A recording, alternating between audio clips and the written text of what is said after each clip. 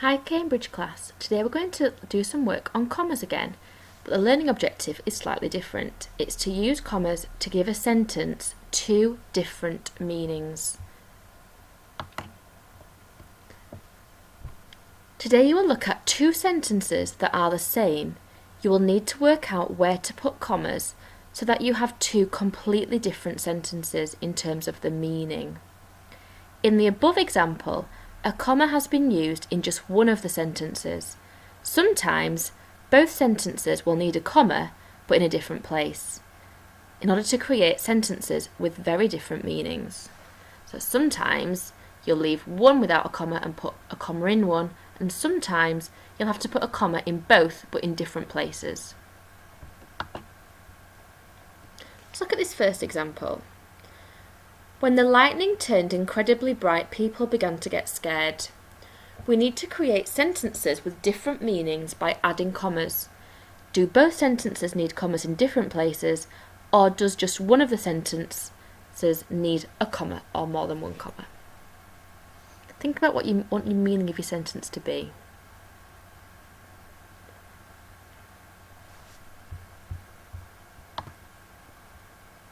Okay, a clue is that the sentences start with a subordinating conjunction, which means the sentence does need a comma at the end of the subordinating clause.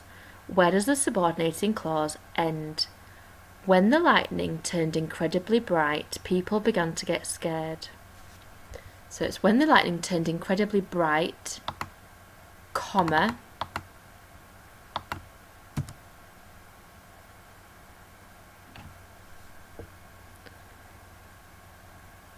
could it be in a different place as well?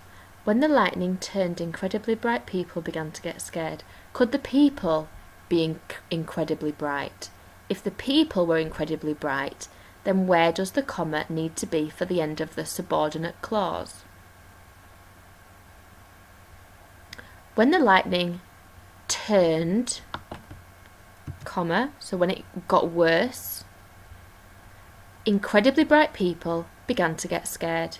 So here we've had to put a comma in both sentences, but in two different places, and they mean completely different things. So here, the lightning became really bright, and then the people began to get scared. And in this one, when the lightning turned, as in when the lightning got worse, the really bright people began to get scared. Let's try to create sentences with different meanings. This is a tricky one. The girl who didn't like spiders was terrified. The girl who didn't like spiders was terrified. So here, what I need to do is I need to leave one sentence as it is without any commas. And I'm going to put two commas in the other sentence. And they're going to mean completely different things. So we know that who is a relative pronoun, and it starts the relative clause off. It's the extra information. So I could have the girl, comma, who didn't like spiders, comma, was terrified. And if I got rid of that information, it would say the girl was terrified. I'm going to leave the second one blank, and that's going to create a completely different meaning. So the girl was terrified, and by the way, she didn't like spiders. Just extra information about the girl. This one makes me imagine lots and lots of different girls, but the one girl out of that group of girls who didn't like spiders was terrified. So you've got lots of girls here, and that girl over there who doesn't like spiders, she was terrified. So you've got lots of girls, but you're pointing out one girl in particular here. Whereas this one is just the sentences, the girl was terrified, and by the way, a fact about her is that she doesn't like spiders. Whereas this one, the girl who didn't like spiders, that girl over there who didn't like spiders, was terrified. Let's add commas to create sentences with different meanings. The cats that were black and white were really cute. The cats that were black and white were really cute. Do it in a similar way to the last one, where you've got to add two commas in the first sentence and leave the second sentence as it is. But do you know how the commas have changed the meaning of the sentence? Pause the video while you have a think. Okay, so that were black and white is more information about the cats. That's a relative clause. So the cats, comma, that were black and white, comma, were really cute. The second one, the cats that were black and white were really cute. What do they both mean? Well, the first one, you've got the cats were really cute, and this is just extra information about the cats. The cats, by the way, they were black and white, they were really cute. The cats were really cute, and by the way, they were black and white. The second one means you've got lots and lots and lots of cats, but the black and white cats were cute. So maybe the brown cats, the ginger cats, they weren't cute, but the cats that were black and white were really, really cute. Okay, so the first one, the cats were cute, and by the way, some extra information is that they were black and white. And the second one, you've got loads of cats, but it's the black and white cats that were cute. Try this one. Hurry up and shoot Grandad. So can you either put a comma in both of them in different places, or put a comma in one and it's going to change the meaning of the sentence? Pause the video while you have a think. It's a little bit like the Let's Eat Grandma one. Hurry up and shoot Grandad. If I put a comma here, it means that you are talking to Grandad. You're saying to Grandad, hurry up and shoot. So maybe you're playing with Nerf guns or laser guns or something like that. Hurry up and shoot Grandad. Maybe you're going hunting. If you don't have a comma, it means that you want your Grandad shot. You need to hurry up and shoot my Grandad. Hurry up so-and-so and shoot my Grandad. It's a bit drastic. So the first one, you're talking to your Grandad and you're telling him to hurry up and shoot. And the second one, you're telling somebody else to hurry up and shoot your Grandad. Try this one. Pause the video while you have a go.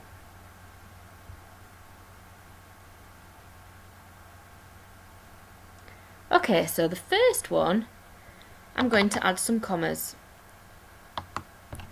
This is a really tricky one. David said the astronaut was scared. And the second one, David said the astronaut was scared, and they mean completely different things.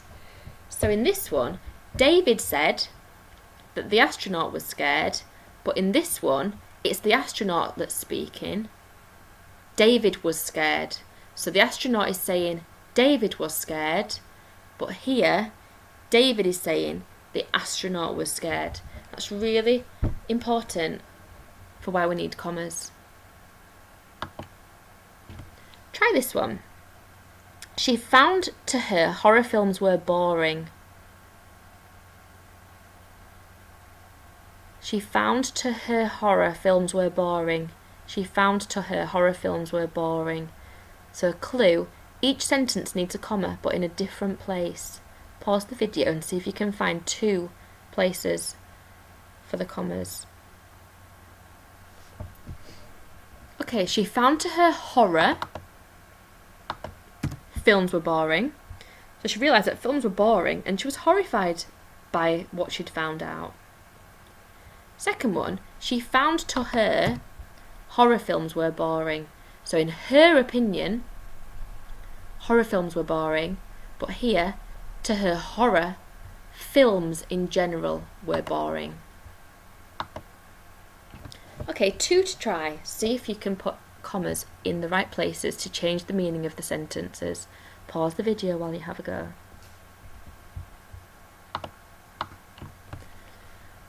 When she's not working, she loves eating her dog and her family. Let's have a think. When she's not working, she loves eating her dog and her family.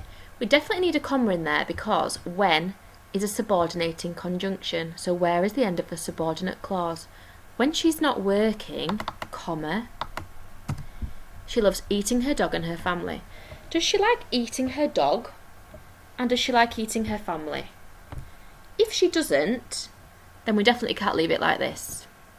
So maybe she likes eating, maybe she loves her dog, and maybe she loves her family. So that's one of the sentences. When she's not working, comma, she loves eating her dog and her family. So here in this one, she's going to eat her dog and she's going to eat her family. Number 2, all the time machines were getting more intelligent and powerful. All the time machines were getting more intelligent and powerful. All the time, comma, that's your front adverbial, machines were getting more intelligent and powerful. All the time machines were getting more intelligent and powerful. So here I'm saying that machines were getting more intelligent and powerful all the time. But in this one, there's lots of time machines and the time machines are getting more intelligent and powerful. So in this one, I don't want a comma. In this one, I want one comma. Challenge 1. Read the sentence and add a comma to one of the sentences to change the meaning.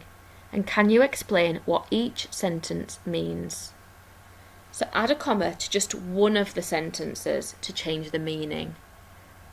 And explain what each sentence means after you've done that. Pause the video while you have a go.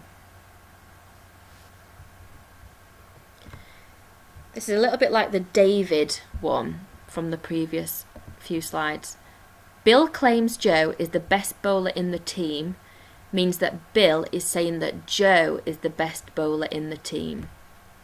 But by adding commas, we can change who thinks that. So Bill claims Joe. So Joe is now making that claim. So Bill is the best bowler in the team, said Joe. So Joe is saying that Bill is the best bowler in the team, but in this one, Bill is saying Joe is the best bowler in the team. And number 2. Read the sentence and add a comma to one of the sentences to change the meaning. Can you explain what each sentence means? So you're going to add a comma to just one of the sentences. Pause the video while you do this.